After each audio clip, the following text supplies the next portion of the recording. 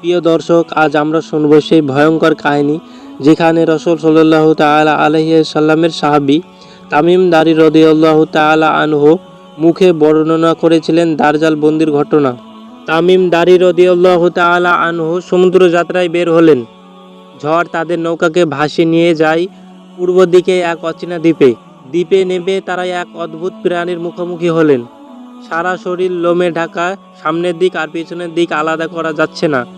সেই প্রাণীটি তাদের নিয়ে গেল এক বিশাল মানুষের কাছে। তিনি ছিলেন শিকলে বাঁধা, হাত, ঘাড় আর হাঁটু সব শিকলে আটকানো ছিল। তিনি জিজ্ঞাসা করলেন, আরবে কি নবী এসেছেন? তারা বলল, হ্যাঁ, মুহাম্মদ সাল্লাল্লাহু তাআলা আলাইহি সাল্লাম এসে গেছেন।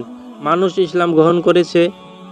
তখন সে বলল, আমি দাজ্জাল, একদিন আমাকে মুক্ত করা হবে। তখন আমি দুনিয়ার এক প্রান্ত থেকে অন্য প্রান্ত ঘুরে বেড়াবো, কিন্তু মনে রেখো, মক্কা আর মদিনায় ঢুকতে পারবো না। ফেরেশতারা পাহারা দিবে।